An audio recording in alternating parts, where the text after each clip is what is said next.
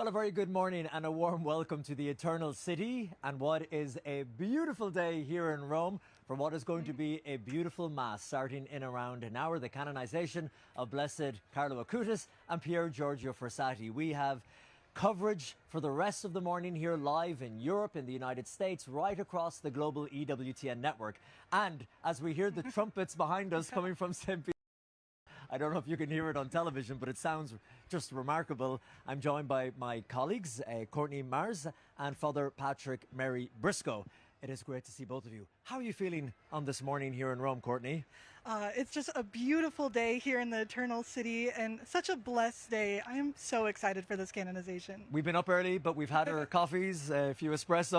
We're raring to go. It's so true. We've been waiting so long, haven't we? Yes. I mean, Courtney, I know you have a great affection for Blessed Carlo Acutis, but he's been twice delayed now. That's his true. His beatification delayed, Yes. now his canonization delayed. So it feels like we've really finally arrived. Yeah. Before, Courtney, we remind the viewers and listeners on EWTN radio as well, why the delays and how we got to this point.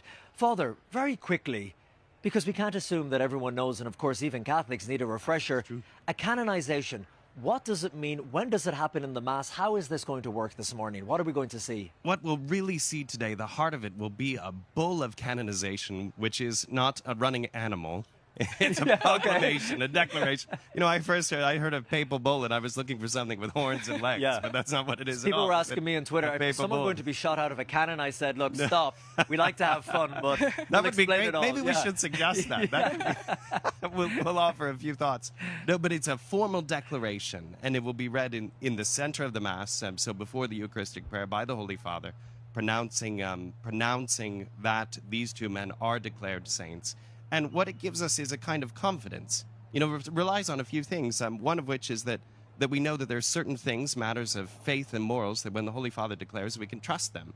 That's the teaching on papal infallibility in a nutshell. And that's what we're relying on here. We're relying on that teaching. We're saying that we believe the Pope to have the power, the authority from heaven, to declare that these two men are men of virtue, and that their lives are worthy of imitation. And that's really the heart of what we'll see in today's Mass.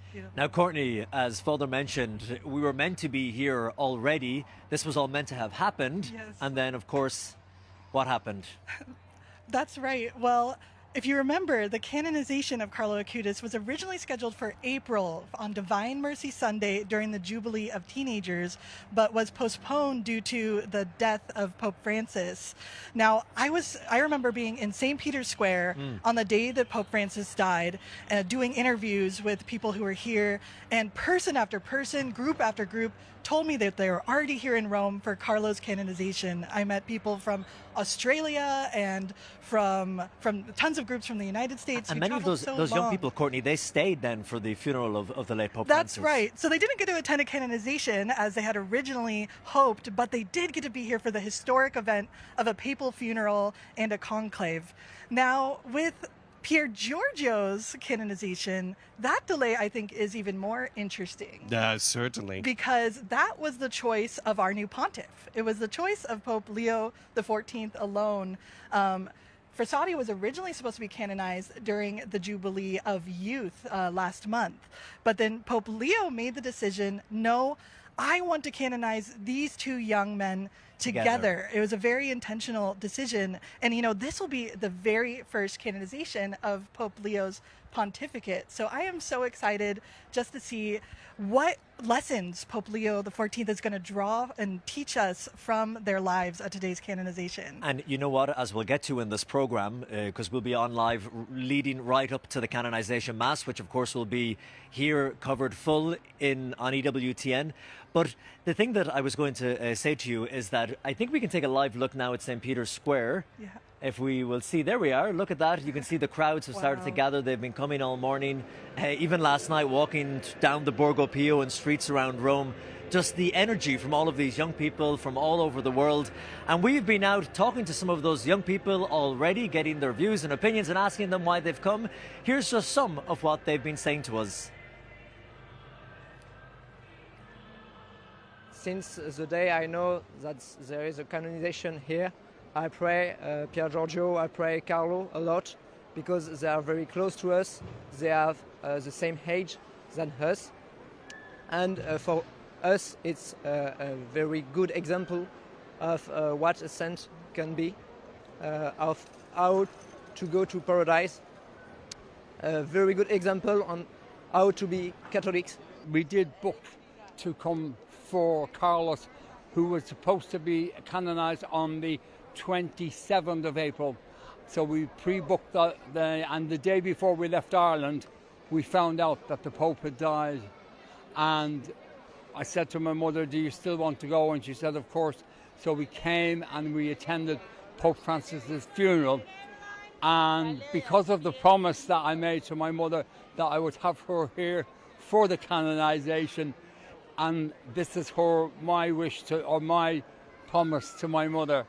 And I faithfully said, because she's 85 and she's a wonderful age. And yes, I mean, we had a great time because on the trip before that, we actually went up to see Carlos in Assisi, and it was a beautiful experience altogether. So that's the reason why we're here, because of Carlo and, of course, Pierre as well. And it's going to be a very important event because Carlo is for the youth. Not only for the youth, he's for the young adults and the old people like myself, elderly people. I like that. Representing Ireland there at the end, the Emerald Isle, my home country. And I met lots of other beautiful Irish families from County Kerry. There were some from County Cork, all across Ireland. And by the way, hello to all of our viewers who may be watching across my homeland. Courtney, I know that you were regarded as the Carlo Acutis expert here in the Eternal City, if I may say so. And you wrote a book. It was called A Saint in Sneakers. That's right. Yes. Tell us why you decided to call it that. And what was the most incredible thing you discovered on this journey of investigating his life? Yeah, well, if you have the opportunity to visit Blessed Carlo Acutis' tomb in Assisi, what you see when you go there to pray and offer your intentions is a young boy dressed in jeans, a track jacket, and Nike sneakers. It really does feel like the first time in history that we're encountering a soon-to-be saint just like Carlo Acutis. And you know, one of my favorite parts of my job as a Vatican correspondent is reporting on the lives of the many men and women who lived lives of heroic virtue throughout history who are now on the path to sainthood. And I'll never forget, it was 7 years ago now when I first encountered Carlo's story. And I saw that there was this young man who was born in the 1990s who knew how to do computer coding and liked video games, and also had this huge devotion to the real presence of Jesus in the Blessed Sacrament, who is on the path to sainthood. And I was like, I've never seen a sainthood cause quite like Carlo's before.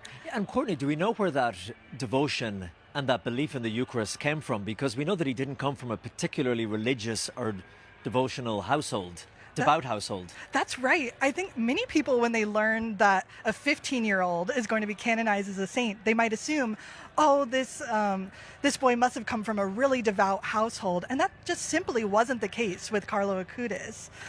His parents were not practicing Catholics when Carlo was born. And in fact, he's the one who brought them back to the faith. And while I was working on the biography, one of my questions was, well, if he didn't come from a devout family, how did Carlo come to know the faith? And a really key person in his life was his Polish nanny named Beata, who the Acutis family hired when he was very young, who his mom said that she arrived at their apartment with a bag full of holy cards. She was a huge devotee of John Paul II from Poland, and she's the first person who introduced Carlo to the teachings of the Catholic faith and brought him to Mass, and he just took to it at such a young age. And it's really beautiful, the story about how he brought his parents back to the faith. Carlo was a very curious kid, and he had a lot of questions about the things that he loved and wanted to know more. And so he was always pestering his mother with questions about the Catholic faith. And she, as a non-practicing Catholic who'd only been to Mass, a couple of times in her life, felt a bit illiterate to answer his questions. So she sought out the advice of a priest to help her answer those questions, which had slowly kind of become her own questions as well. And as she learned more of the why behind Catholicism, that drew Carlo's mother, Antonia, back to practicing the faith. And it's just beautiful to see the effect that little Carlo had in bringing people back that child's to Jesus. Curiosity. And yes. Father Briscoe, I know we spoke about this on our live program yesterday, you being a Dominican, although he was not ordained Frassati, he was brought into the Third Order of the Dominicans. He was a lay member. Oh yes, we're very proud today. Yes, yeah. And I have a personal devotion to Blessed Carlo, which started because I had a website problem. I think that's why most people are praying to Blessed Carlo. Help me remember the Wi-Fi password. This kind of thing. But Blessed Pier Giorgio, I have a great love for Blessed Pier Giorgio because of the connection to the Dominican order. So maybe Catholics don't know this, but there are all kinds of ways of affiliating with religious communities. Religious communities call them different names. You could become a cooperator or a helper, and you take a different kind of vow or promise of devotion to the order. I'm thinking of the Daughters of St. Paul, who have their Pauline cooperators. Many people know them in America. But we have the Third Order, which is a way for lay people to make promises to live a mode of Dominican life suitable for lay people. So I joke they don't have to give up all their money or go wherever they're sent like the rest of us, like friars and sisters. But they do make vows to pray and to contribute to the life of the order. So that's what Blessed Pier Giorgio did. And another interesting thing, Father Patrick, is that, although they lived a century apart, more or less, Pier Giorgio Frassati born in 1901. That's right. Carlo Acutis born in 1991. 1991. They both... It's good. That's easy for us. Yeah. That's easy for us to remember. That was a good thing. When I read that in the script, 90 years. Okay, we can do that. Even I won't mess that one up. But they both had short lives due to tragic illnesses. Other similarities in that they were both men of their time and they liked hiking and mountaineering. Pier Giorgio Frassati, Carlo Acutis liked the things of his time, playing computer games and coding and so on and so forth. Both came from well-to-do families. Yes. With a lot of means. Very and established. Frassati, his dad had established La Stampa, which is a very big publication here in Italy. I went to visit their summer residence as well, and you could tell, looking at the building, that they had a lot of money. And Frassati's parents wanted him to get into business or to continue in the family line or do something where he would be successful kind of in the eyes of this world. But he wanted to go a different direction. His parents didn't approve, really. No, not at all, really. And you can see that strained relationship with his father in Luciana, his sister's very beautiful testimony. She writes about it. It was a very complicated thing. And it comes out even especially in Pier Giorgio's death, that they didn't really understand the level of his faith, which is another remarkable similarity. Both young boys had thousands of people showing up at their funerals to the great surprise of their parents. But in Pier Giorgio's case, I think it was especially poignant. There was a great tension because it's not just that they wanted him to be a great investor, but because the family had all these political connections. And for the father, it was a little embarrassing that he had this son who was running around helping the poor and was saving up his allowance to use for them. He's very involved in the St. Vincent de Paul Society, for example. So to have this little evangelist who wasn't really interested in the political dimension of his life was very important. And then just for a little context, because Americans might not be aware, this is a very sensitive time in Italian history that we're speaking about in the early 20th century. So for Mr. Frassati to have been as involved as he was a senator, a journalist, all these things, was really remarkable that his son didn't desire that in the same way. And we should be very clear, it wasn't that Pier Giorgio wasn't involved in politics. He was very involved in politics. Yeah. It's just that he was involved in Catholic action. Catholic action and social justice. Well, the incredible thing about this canonization is that we are going to have family members of Carlo Acutis in attendance today here in St. Peter's Square. And actually, recently, EWTN had the pleasure, Chris Stefanik, who's a great contributor to the network, he sat down with Carlo's mother, Antonia, and they had a little chat. Here's just a brief part of that wonderful conversation. Ms. Acutis, thank you so much for this time. It's a serious gift. Thank you. Yeah, praise God. A lot of parents blame themselves if their children leave the faith. With you, Carlo saved you. Yes. Can you tell us how he saved you? Carlo was really the mean that God used to make me understand that Jesus is really present in the Blessed Sacrament. Because before I was like a Protestant. I thought that the sacraments were symbols, only rites, but nothing serious. Instead, through Carlo, I understood the Eucharistic miracles, all the way he spoke, about the Eucharist, that really Jesus is present in the Blessed Sacrament, that is his real presence. Without you trying to force him to be holy, he was just drawn to it from the time he was a child. And in fact, we started our path together because Carlo did his first Holy Communion when he was 7 years old. Since then, he started to go to Mass each day, to do Eucharistic adoration each day. And just on his own? No, but I accompany or the babysitter or my mother or the waiter. Anyway, it was always accompanied. But me as well, I started to go to Mass each day, to do Eucharistic adoration each day, to pray the Rosary each day, and to read the Bible, the liturgy. He also loved the poor and kids who were picked on. Tell us about that. Carlo couldn't remain indifferent to this poorness.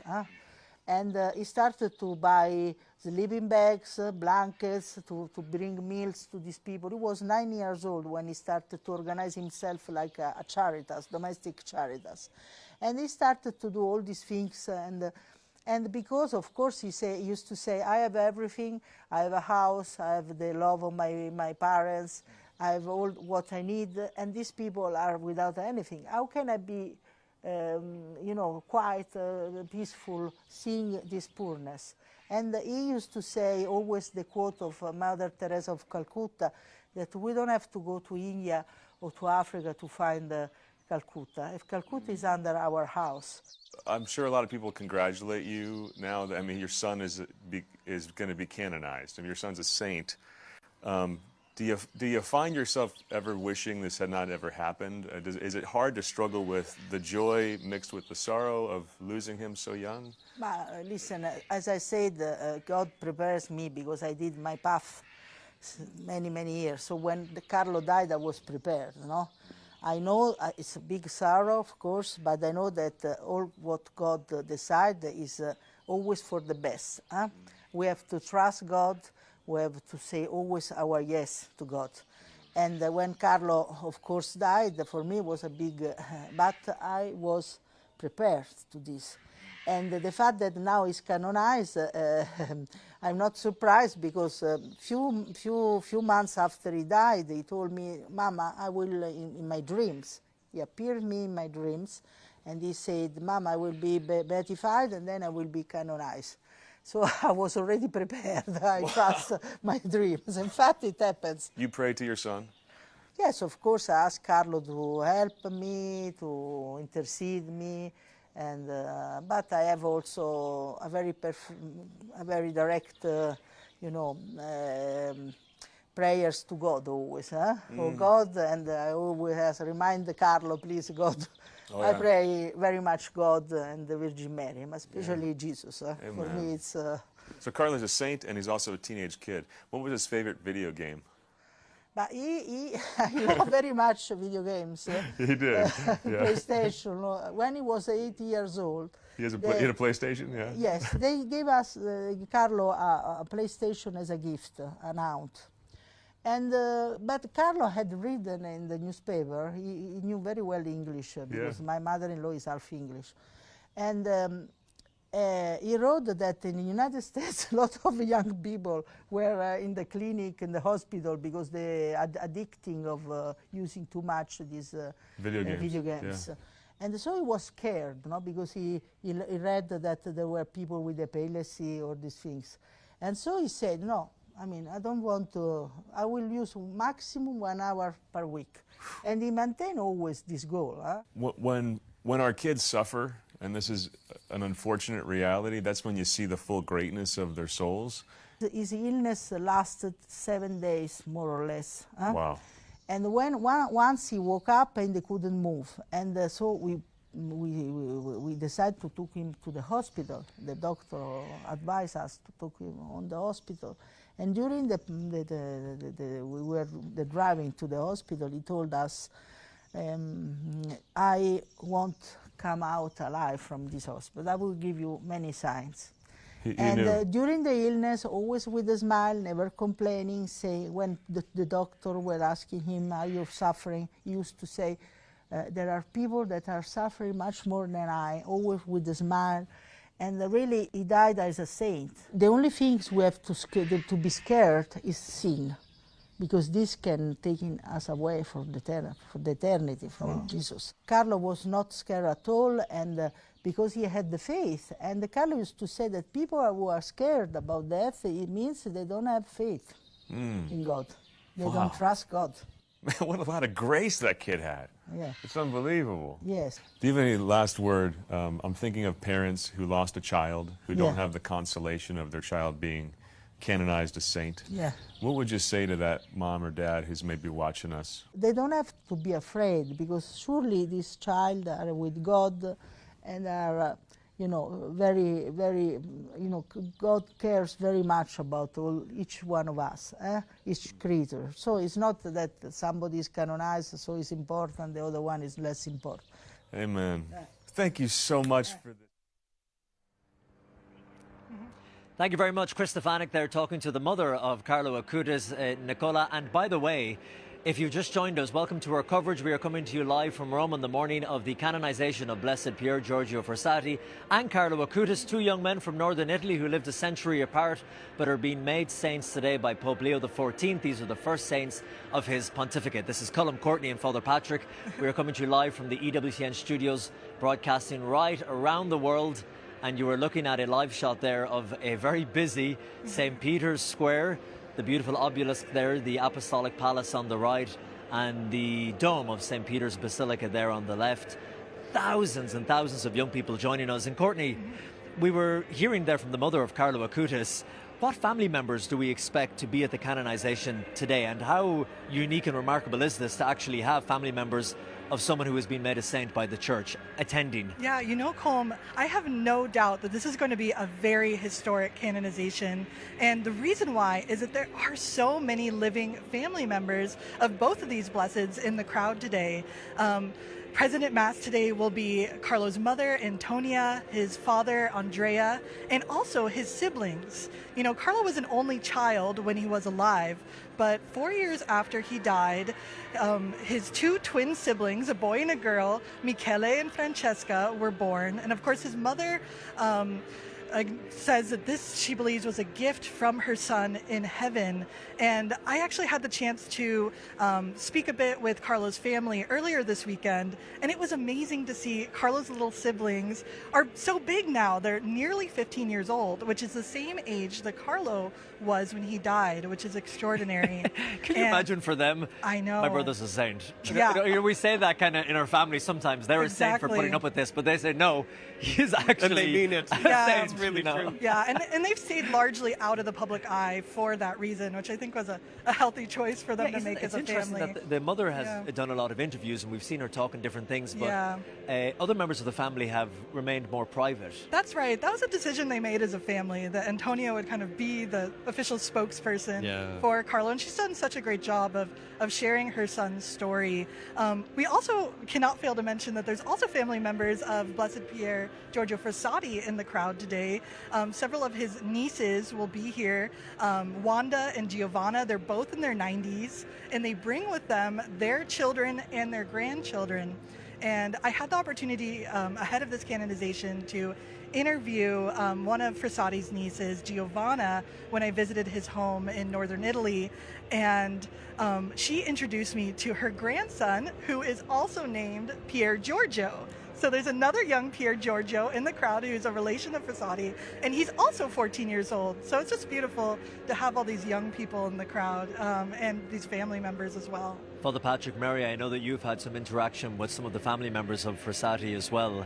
Can you talk a little bit about them or how they went? Absolutely. Oh, it's been such a blessing. The first one I met, before meeting Frassati's family, I met Carlo's mother at the Catholic University of America some years ago when she came for a talk. And it was quite striking because she was the first relative of a saint. By then, Carlo had already been beatified. He wasn't yet canonized, of course. That's what we're doing today. Yeah. But it was striking for me to meet this woman because it really puts you in touch with the faith of the church in a living way. So you say that well, there are family members of the saints that are alive, but this is a very powerful connection. And I had to stand up, when I met her, I had to stand up and preach in front of her about her son, which is a little bit ridiculous. Right. But it was good preparation, because then a few years later, just this summer, during the Jubilee for Youth, I was giving a talk in the Basilica of Santa Maria Sopra Minerva, which is run for many centuries now by the Dominican Fathers. And I look out, and in the talk, in comes Wanda.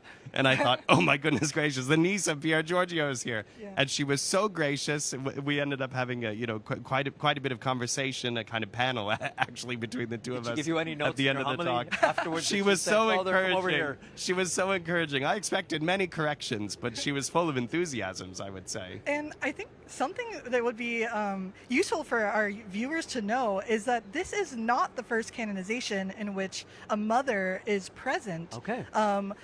Also at St. Maria Goretti's canonization in 1950, her mother was there. And that canonization also occurred pretty quickly, only 3 years after her beatification. And of course, she was 11 years old when she died. I just can't imagine what it would be like to be a mother or a father at your child's canonization. I mean, it's really incredible. And the amazing thing is, we've been talking about how young people can relate to these saints in perhaps a way that they've never been able to before, because it's just natural that when you think of some of the great saints, although you can read about their lives and see parallels, they come from a different time, a different era. But as you said, your book, The Saint in Sneakers, when you look at these young men and you think, wow, that is just like what I like to do, or they have the same passion that I have, or they're into coding. I know coding. I code as well.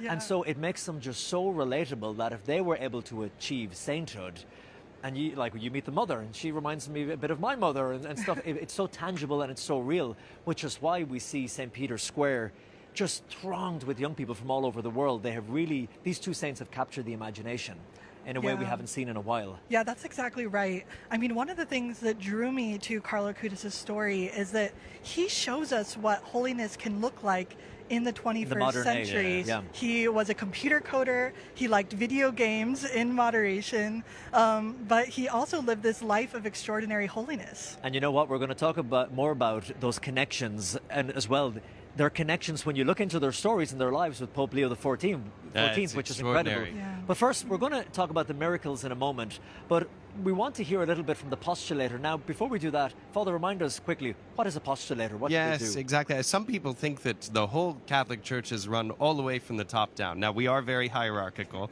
and I am for the Pope, always have been. But this starts at the process of canonization for Saint actually starts on the local level, sponsored either by a diocese or a religious order or a movement within the Church. And the Postulator is the one who becomes the advocate for the canonization. So it's the Postulator's job to compile all the evidence to make the argument on behalf of the person who would be canonized, to support the evidence that this person was, in fact, a person of great virtue. And they take that information and present it to Rome. Exactly, that's right. Well, there's actually, in the process, quite a bit of back and forth through all the stages. So the very broad summary is that it begins as a servant of God. There's an initial declaration of holiness after the positio, which is the big investigation is formed, and then someone is beatified and then eventually canonized. And there's much more that could be said about it. Okay, we're going to talk about these incredible stories of miraculous healing associated with Frassati and Acutis in just a moment. But first, let's hear from this postulator. This is Nicola Gurri. She was the postulator for Carlo Acutis. He was. When I took up the cause of Carlo Acutis, I must say that I was immediately fascinated by the brevity of his life and the intensity of his spirituality, his experience with God. He is able not only to transmit, but also to engage his peers in this adventure, let's say, towards God, in this search for the divine, in the search for the supernatural. Carlo has traced a path for everyone, but particularly for his peers, because he is a pioneer. He has managed to open a new way in the sense of being a contemporary, and he has embodied it for our times. He has made it tangible so that it can be understood by our youth today. He is a figure of contemporary holiness because he managed to use social media, the new forms of communication, for good, putting them at the service of the gospel, at the service of spreading the faith. This has struck young people and continues to strike them because he used tablets, smartphones, and absolutely used the computer. We know that he was a computer genius, studying from university textbooks, despite being only in middle school. From a technical standpoint, he would have become an engineer. But what did he do with this? He put his talent at the service of his faith. He created the website for his parish in Milan, and he created the website for the Cultorum Martyrum, the Pontifical Academy, and then he managed to create that famous exhibition of Eucharistic miracles, which traveled around the world. Certainly, we know that during the diocesan process in Milan, 2 computer experts analyzed his computer, everything he viewed and everything he had on it. They found that there was nothing unusual. Everything was focused on the search for the good. He would visit websites to deepen his knowledge, whether looking for photos of operatic music, or researching exhibitions about the Virgin Mary, or figures of holiness. So he used the web in a clean, honest way, and as a result, he is a witness who tells everyone it is indeed possible to use the internet for good purposes. It was a very quick process, and what struck me was Carlo's simplicity, his likability, because he attracts people, and then Carlo remains unforgettable. After meeting Carlo, you're never the same as before. I think that a boy of that age, with such fundamental principles, makes people reflect. He challenges adults, and so he always leaves something to think about. E quindi lascia sempre qualcosa da ripensare. That was Mr. Nicola Guri. Thank you so much, the postulator for Carlo Acutis. And remember, these little clips of interviews that you are watching, if you enjoy them and you want to see more, you just go to the EWTN YouTube account, and there is so much more up there. And if you're just joining us, welcome to EWTN's live coverage from the Eternal City. You're looking at a live shot from Vatican Media of St. Peter's Square, filling up with people as it has been from, I don't know, 6 o'clock. Oh, quite early. People were asking me all week, what time should we get there? And I was very hesitant to say. I was thinking maybe 3:30, 4 in the morning. I didn't know how many would be here. I met some of the Franciscan friars of the Renewal, from the ones that are based in Ireland, and some of them are camping out overnight in St. Peter's Square. Now, there were no Dominicans doing that. Yeah. So we need to talk about the miracles, because this is something that is a great source of fascination to everyone, believers and non-believers. Whenever I'm on radio stations, just mainstream radio networks, they're always asking the skeptics as well, but come on, tell me about these miracles and how do they verify them? There must be a medical or scientific explanation. Father, starting with Frassati, can you tell us the miracles that have been attributed to him and what we know about them? Yes, well, the one I really love, because it requires 2 miracles, of course, to be canonized a saint. The one I really love is the second, which is the miraculous healing of a seminarian from Los Angeles, who is now recently ordained, Father Juan. But to answer your question about how the process goes, the Church is actually very rigorous, and Father Juan testifies to this in his own experience. He was quite reluctant to report the miracle because he was afraid that he'd have to go through this whole thing, and he was right, and he did. He was, in fact, actually taking a class on the process for how to report a miracle for canonization when this miracle occurred and happened to him, and his testimony about that is very beautiful. But the key is that there are 2 commissions that examine a miracle, a theological commission and a medical commission, and often the medical commission is composed of people without any religious faith. So it's subject. And they're told as well, Father, disprove the theory. Yes, exactly. Here's the miraculous theory, hard. Disprove it. Yeah. Yes, exactly. They work very hard. And the other point about miracles, for the Church's purposes, the healing that occurs has to be instantaneous. Mm-hmm. And I think that principle is very important because, of course, many of us, I have things that I think that I've prayed for that the Lord is taking care of for me. But for something to be approved officially and venerated and recognized by the Church as a miracle, the healing has to be instantaneous, has to have happened immediately, right away. And there has to be this compelling preponderance of evidence. And for Carlo Acutis, Courtney, what did you learn about these 2 miracles? They're incredible. Yeah, I think it's so beautiful that both of the miracles that led to today's canonization, involved the healing of young people. The first miracle took place in 2013 and involved the healing of a 3-year-old boy named Matthias, who was born with a malformation of his pancreas. And he needed an organ transplant surgery, but he was so malnourished that his doctors thought it would be too dangerous for him to undergo the surgery. And his mother brought him to Mass on the anniversary of Carlo's death.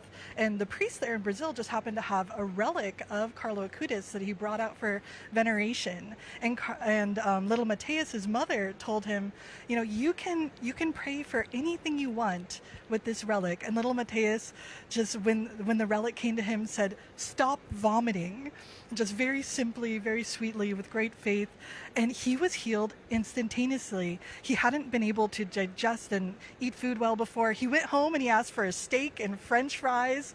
And when he went back to his doctors, one doctor asked, "Oh, when did his transplant surgery take place? I can't believe I don't see any scars," because it was completely back to normal. And that was a really beautiful and incredible miracle. The second miracle is also really interesting.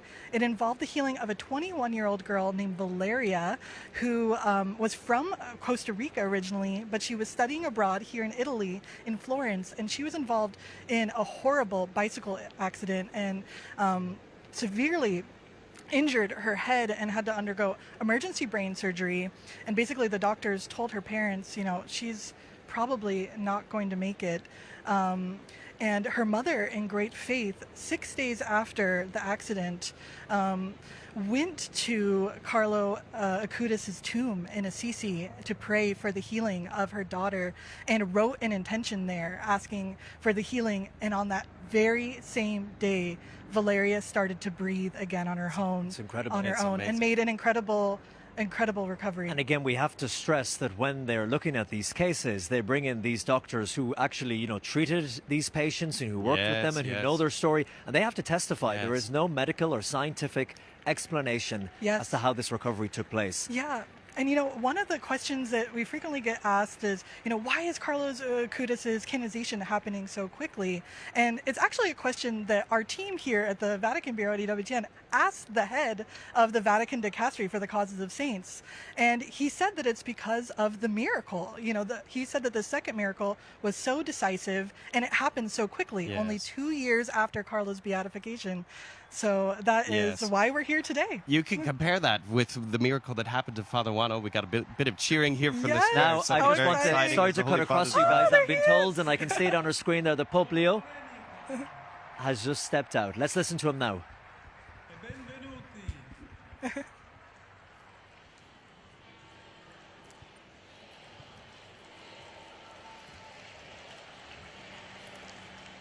Grazie. Fratelli e sorelle, oggi è una festa bellissima per tutta l'Italia, per tutta la Chiesa, per tutto il mondo. E prima di cominciare la solenne celebrazione della canonizzazione, volevo dire un saluto e una parola a tutti voi, perché se da una parte la celebrazione è molto solenne, è anche un giorno di molta gioia, e volevo salutare soprattutto tanti giovani ragazzi che sono venuti per questa Santa Messa.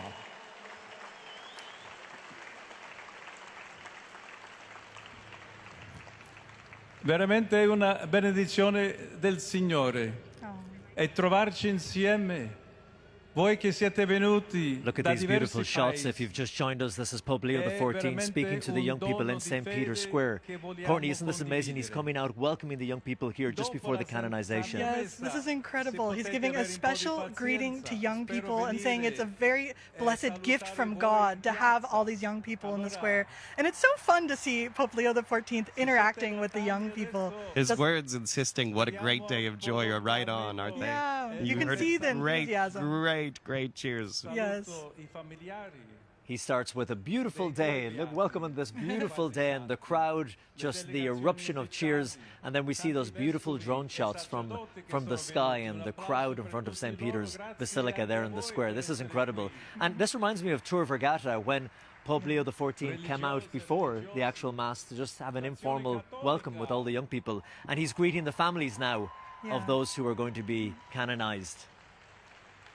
Ci prepariamo per questa celebrazione liturgica con la preghiera, con il cuore aperto, volendo ricevere veramente queste grazie del Signore, e sentiamo tutti nel cuore la stessa cosa che Pier Giorgio e Carlo hanno vissuto, questo amore per Gesù Cristo, soprattutto nell'Eucaristia, ma anche nei poveri, nei fratelli e le sorelle. The Holy Tutti Father voi, has a great tutti gift noi of directing siamo us to chiamati remember anche that ad this is really essere a grace santi. given by God. Dio vi Doesn't he? It's most benedica, remarkable, buona encouraging us to turn to these celebrazione, saints, to grazie think per about essere qui. what Jesus has done for them, and for all of us to remember that this day. And he was also speaking about Pier Giorgio Frassati's great love for the Eucharist and for the poor, which is one of the beautiful lessons from this future saint. Yes, because many of the young people you speak to here, they're here for Carlo Acutis. If we're being honest, he is the more kind of He's well-known, much better known right much now. better known and popular. And even on Borgo Pio yesterday, someone said to me, and there's another one for is it Frassati? I said, yes, Pier Giorgio Frassati, who also had a great love. I was for looking the around, I Eucharist. was trying to find medals of Pier Giorgio, to take home with me, and it was a project that took quite a bit of work, but it shows the point. But a wonderful there, Pope Leo reminding people of Frassati's love for the Eucharist as the Vatican cameras then zoomed in to the beautiful banner of Pier Giorgio Frassati hanging over the front of St. Peter's Basilica. And now we hear the Vatican choir singing, leading up to this Canonization Mass, which is due to begin in around 15-20 minutes time here, and of course we will have it live on EWTN. And I know, conscious Father, the people are just tuning in and joining us, especially in the United States, where it is 3:41 Eastern time in the morning. So if you Yes, we love you all. Thank you for being here with us. And this will be repeated later in the day, so you may be watching it at a more sane hour in the US. But the moment to look out for in the Mass, when this canonization will happen, can you just remind us again of the moment yes, they will be we've lifted actually into got, sainthood? we've got this great moment where the Holy Father will all be announced. It will be very clear, but the Holy Father will read a declaration. That's what we're looking for, the solemn bull of canonization, which will declare with great authority the holiness of these two men. Well, we're going to take you from St. Peter's Square for a moment to a mountaintop up in northern Italy, because Pier Giorgio Frassati, we've been saying over the last few days, he was an avid mountaineer and he loved to hike, and he would often take his friends, believers and non-believers, to the top of mountains around his area, up the Alps as well, and he would talk about his love for Jesus and his love for his Catholic faith up in the top of those mountains. Recently, I joined a group of young pilgrims from across the United States.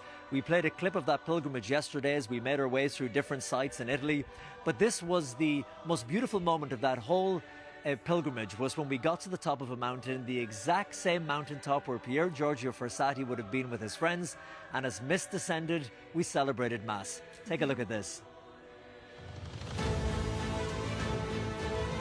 At first, the hike seemed pleasant and easy to manage for the guys, but as the hours passed and the air began to get colder and more misty and the cliff more steep, the climb suddenly became a lot more difficult.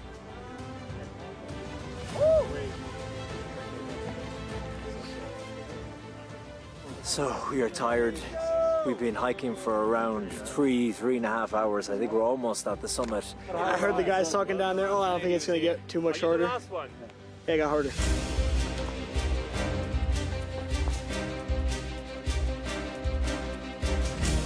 Yeah, it's not good for stadium. It's just start now. Oh no. Yeah. Yeah.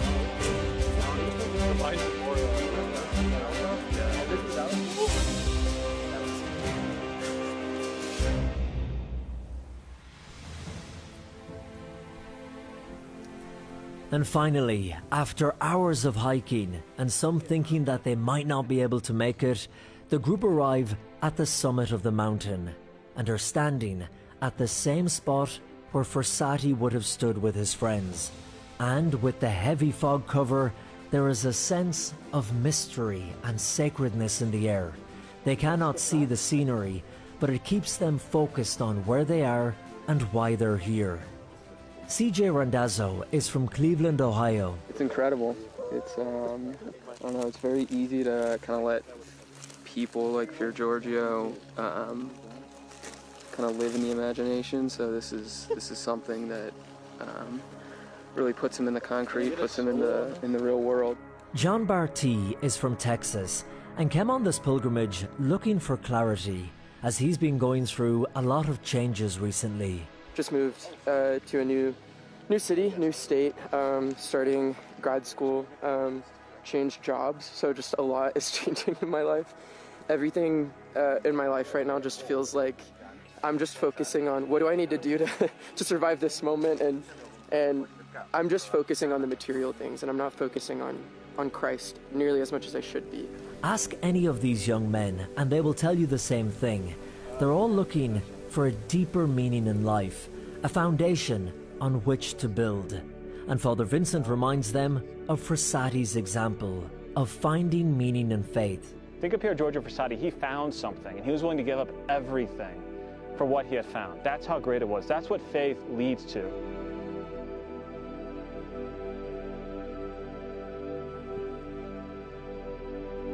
And as they celebrate Mass and receive the Eucharist, the mist engulfs the mountaintop even more, making it one of the most serene Masses they've ever experienced.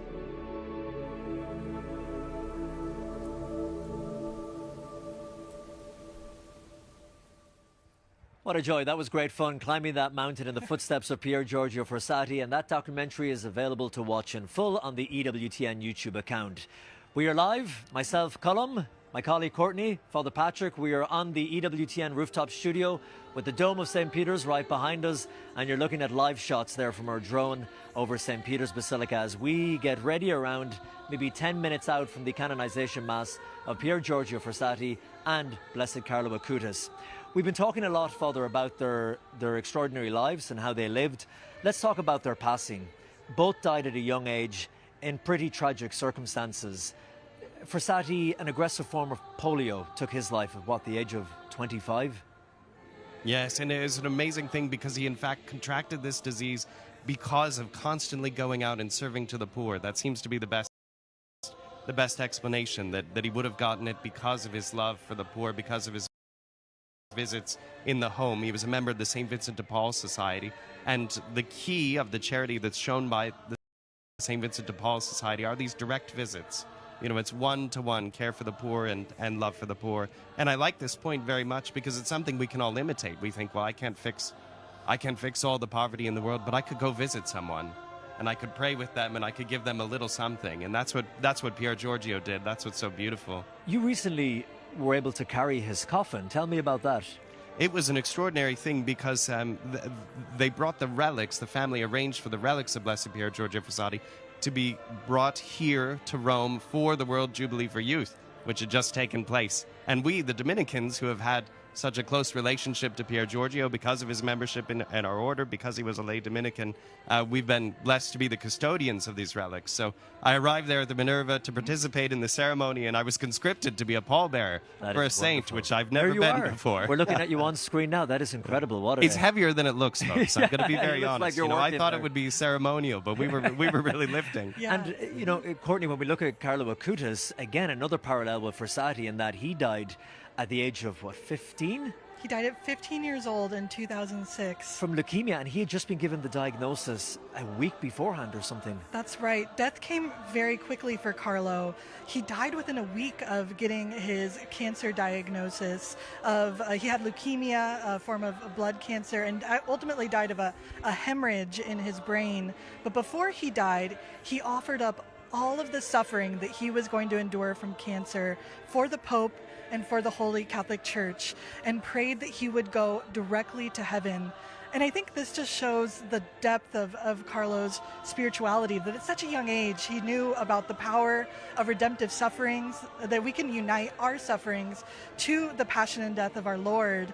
And he died so young, at just 15 years old, and yet he was ready to go. And he faced his mortality with great grace, because he did say to his mother going into the hospital, I'm not going to leave this hospital alive. Yeah, it's a great mystery. I mean, we have so many testimonies from his nurses, from his family members, of people who were just in awe of how he really accepted this cancer diagnosis with such serenity. And I think he was ready to go because of the way he had lived his life, completely united to Christ. And he knew that death wasn't something to be dreaded, but ultimately this final surrender to the God who is love, to be united with him forever. And from such darkness and tragedy, look at the light that has come from it. When we look at our screen now, all those young people gathered on this beautiful sunny day here in the Eternal City in front of St. Peter's Basilica, waiting for this Canonization Mass, which is due to begin in and around the next 10 minutes. And of course, we'll carry it live here on EWTN, bringing you all these beautiful shots and broadcasting them live on all of our satellites around the world. So it's wonderful to have you joining us wherever you may be watching across the globe today. Father, let's talk about some of the incredible similarities when we look at our new Pope, Pope Leo XIV, and remember these are his first canonizations. We know that he is very much interested in the AI, artificial intelligence revolution. Pier Giorgio Frassati was around the time of the Industrial Revolution. For a short time, lived in parallel with Pope Leo XIII, and Carlo Acutis was alive when Cardinal Prevost, now Pope Leo, was alive as well. So we have those two parallels. And can you talk more about the connections between the two?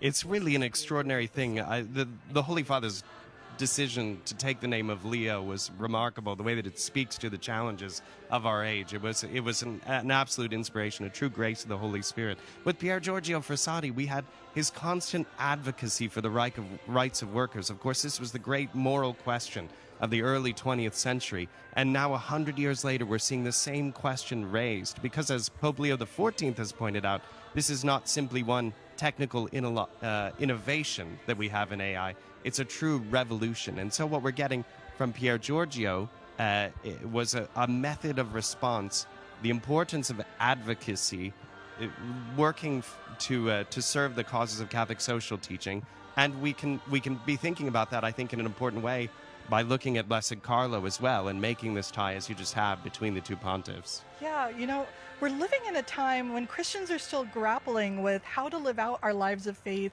amid smartphones and social media, yes, and now artificial intelligence. And it's so great to know that our young people will have these new saints as intercessors in heaven for them as they're facing these enormous challenges. After the Canonization Mass today, the Catholic Church will have its first computer coding saint, which is something really extraordinary. And the amazing thing about Carlo Acutis is, although he loved computer games and he loved coding and designing websites, he knew when to limit it as well. Yes, it's a very important thing. He saw playing the PlayStation for 1 hour and really holding to it. His mother makes this point very clearly. He saw a benefit to this technology and using it. We talked today about influencers, but he was an influencer before we had the term influencers. Yes. Because building a website about Eucharistic miracles was influencing people around the world. And at Tor Vergata, when Pope Leo XIV came out, again, like he just did here in St. Peter's Square, he spoke informally to the crowd. And he said, you have to be wary of algorithms on social media that are designed to divide us and pitch us against each other. And he said, while social media and the digital space can be a great tool for evangelizing and for digital, what we call now digital missionaries, they have their limits. And with artificial intelligence now, it is opening up a whole new world that we are yet to see. Yes, I like this point very much that you're making, Colm, about the influencer, about Carlo Acutis. And we can say the same thing, I think, about Pier Giorgio Frassati. Maybe instead of influencer, though, you would say peer pressure. And the best possible kind. He would make the invitation always to his friends to go to confession. He would invite them. He would get them to pray the rosary on their hikes, shouting it aloud. He was rather boisterous in this way, but I think the important thing is that sometimes we're cautious about sharing our faith. We're reluctant to, and yet in these two young men, we see how that can be done and how that can be done well. Now, Courtney, we're going to leave St. Peter's Square for a moment and visit someone called Rajesh. Tell me about Rajesh.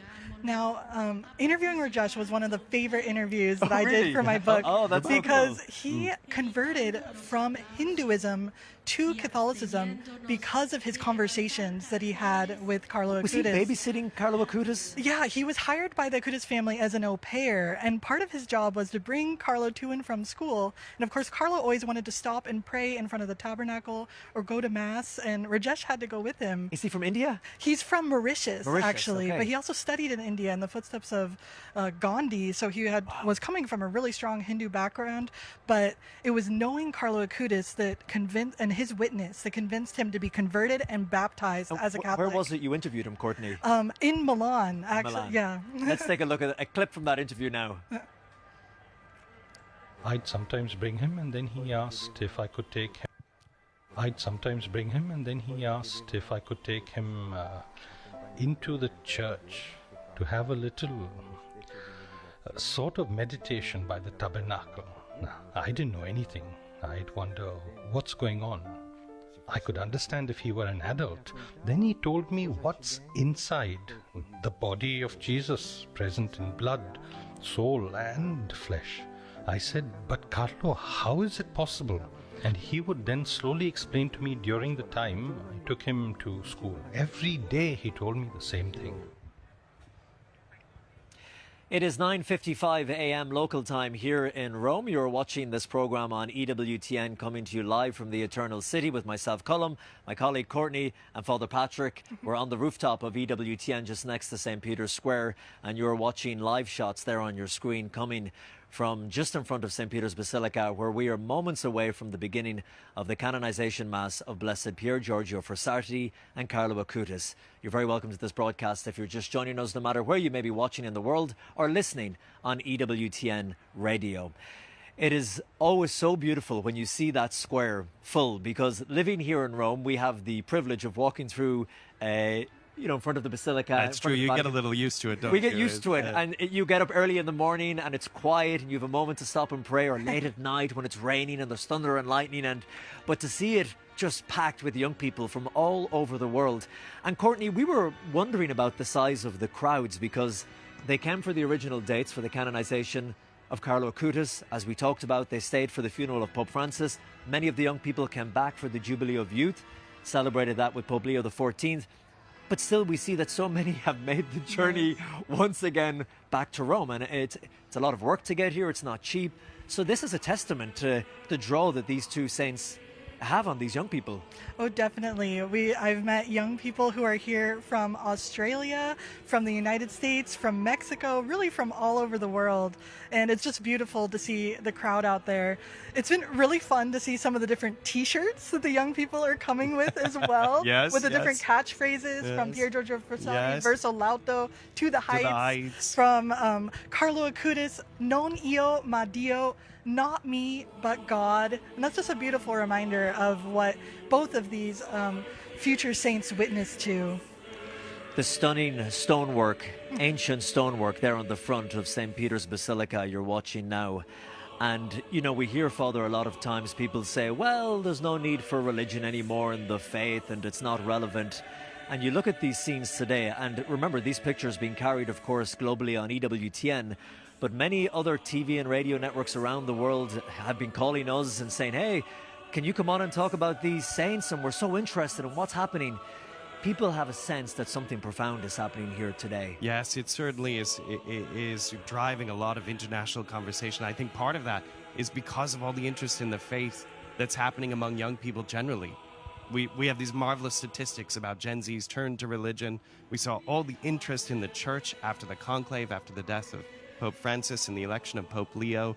And on top of that, now we have these two young saints that we can celebrate that really speak directly to these young people. So it's an extraordinary moment here in the life of the church. Yeah, when we look at what's happening across, I can speak to Europe where we are now, but a 42% increase in baptisms in France year on year. I went to Westminster Cathedral in the heart of London recently. They said they had over 50,000 people coming through for Easter. It was really incredible. Well, I see the procession has started here. So we are going to let you enjoy the sights and the sounds of this beautiful Mass as it will be celebrated by Pope Leo XIV.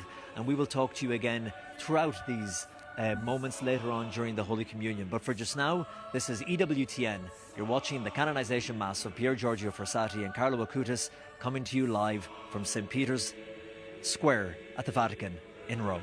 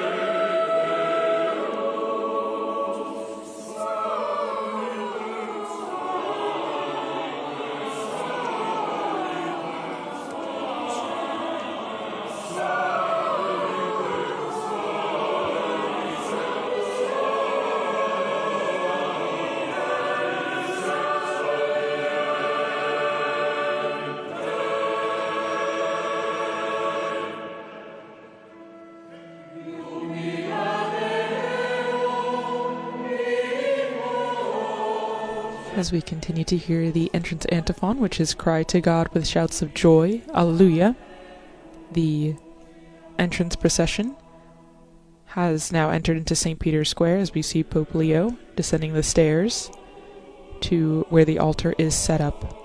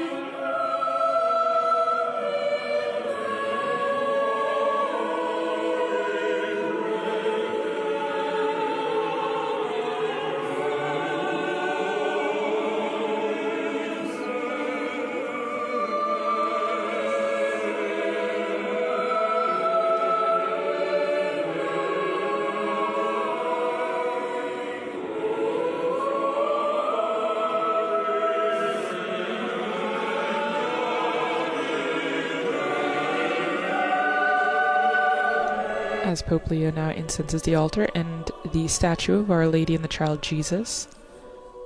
The concelebrants for this Mass include cardinals, priests, and bishops, as well as some of the cardinals and members of the Congregation of the Causes of Saints who served on the process as postulators, which means people who are dedicated to promoting and researching the causes for these two young men who will now be declared saints.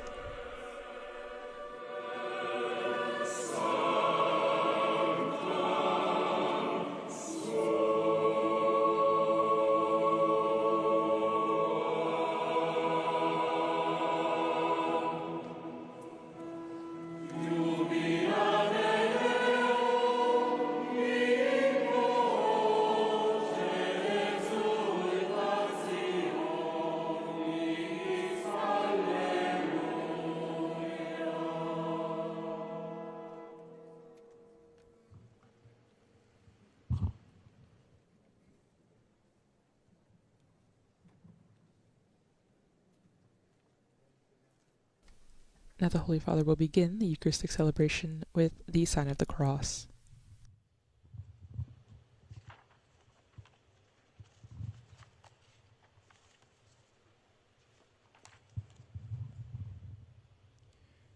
In nomine Patris et Filii et Spiritus Sancti.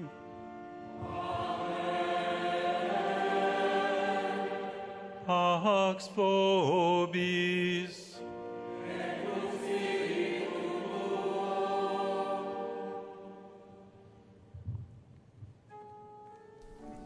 Now the choir will sing the Come Holy Spirit, and the choir is actually the Sistine Chapel, led by Marcos Pavan.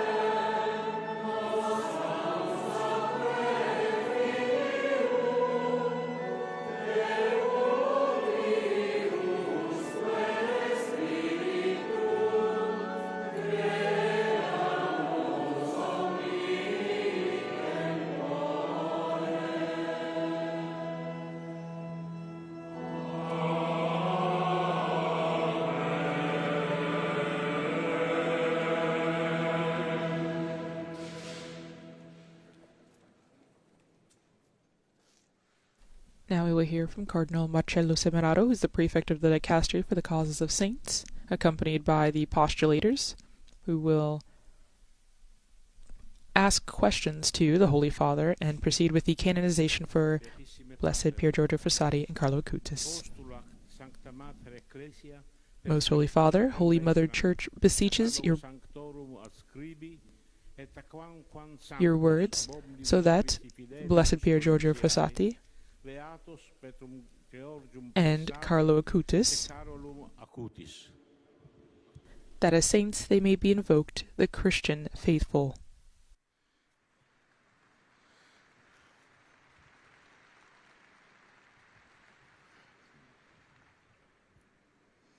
Il beato Pier Giorgio Frassati, nato a Torino il Now we hear a brief biography from each blessed. Morì a 24 anni il 4 luglio 1900. 100 years have gone by since the death of Blessed Pier Giorgio Frassati, who died on July 4th, 1925. When he was younger, he spent several years at the Jesuit-run Istituto Sociale.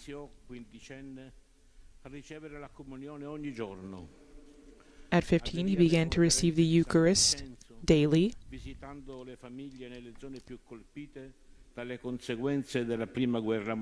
He would spend his time dedicating it to those who were affected by World War II. World War I. Ed essere più prossimo a quelli che da quel momento chiamò I miei minatori.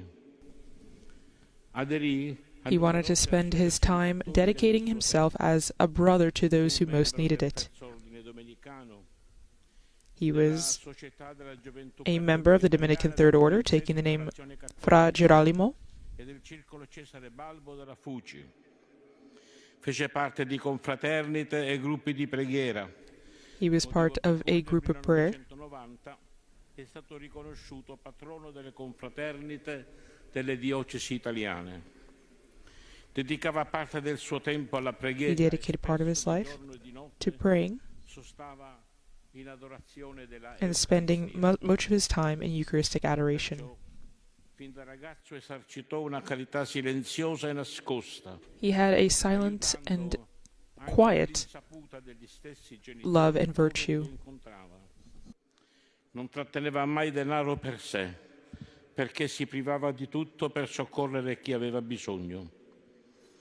Visitava sovente i degenti del Cottolengo, portando sempre loro qualcosa e dedicando tempo ad ascoltarli. He would spend time bringing what was needed to those who needed something the most, and he always had a good word for everyone. He defended the liberty and freedom of those who had retired. He was a passionate and caring young man.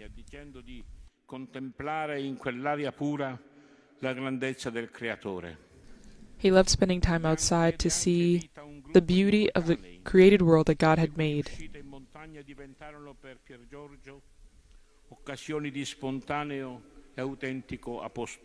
Spending time in the mountains and in the fresh air was a time of spontaneous joy and appreciation for God's gift of creation. La sua fama di santità, già presente nel giorno delle esequie, andò corroborandosi nel tempo. San Giovanni Paolo II chiamava indicarlo come l'uomo delle beatitudini. Pope John Paul II called Pier Giorgio Frassati the man of the Beatitudes, and he was beatified by Pope John Paul II on May 20th, 1990. Carlo Acutis was born in London on May 3rd, 1991. He died in Milan in 2006.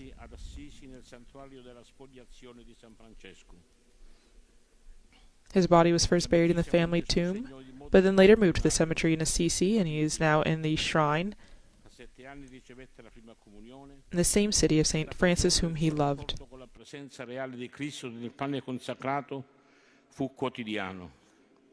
As soon as he could, he would receive the Eucharist daily and made extra special time to spend in adoration.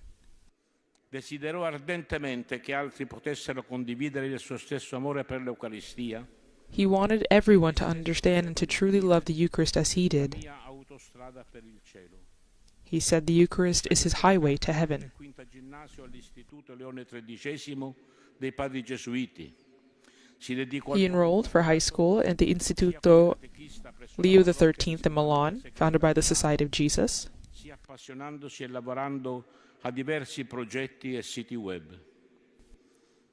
He was very passionate about learning how to design and create web pages while working on the parish website with a computer engineering student.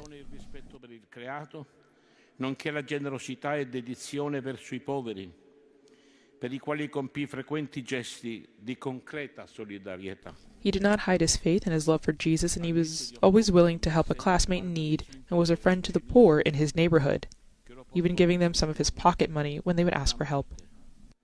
Prima del ricovero in ospedale, Carlo volle offrire le sue sofferenze per la Chiesa e per il... Once he realized he was sick, Carlo wanted to offer his sufferings for the good of the Church and the hope of going to heaven, and for the Holy Father. Fu circondata da un'autentica fama di santità, che in questi anni si è diffusa non solo in Italia, ma in tutto il mondo. His sanctity has become well known not just in Italy but around the world. Il 10 ottobre 2020 nella Basilica He was beatified on October 10th, 2020, in vista della in Assisi. dei beati Pier Giorgio Frassati e Carlo Acutis, il 23 maggio e il 25 novembre 2024 il compianto Papa Francesco ha autorizzato il decreto delle cause. And last year, Pope Francis authorized the decree for canonization for both of these blesseds, as each received or each had the miracle needed to be approved to be canonized.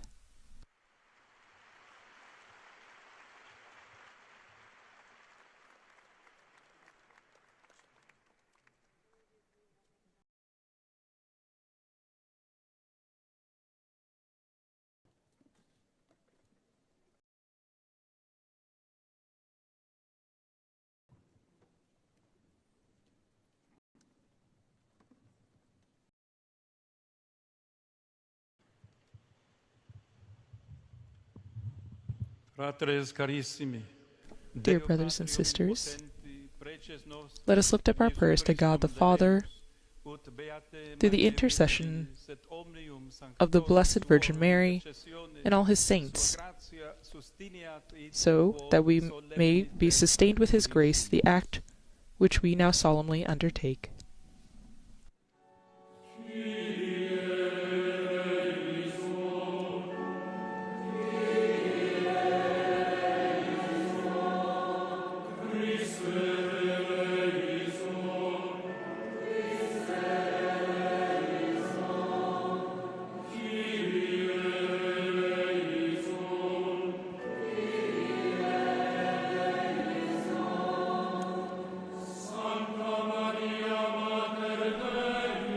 As we hear the choir sing the Litany of Saints, which our response is Ora pro nobis, or pray for us.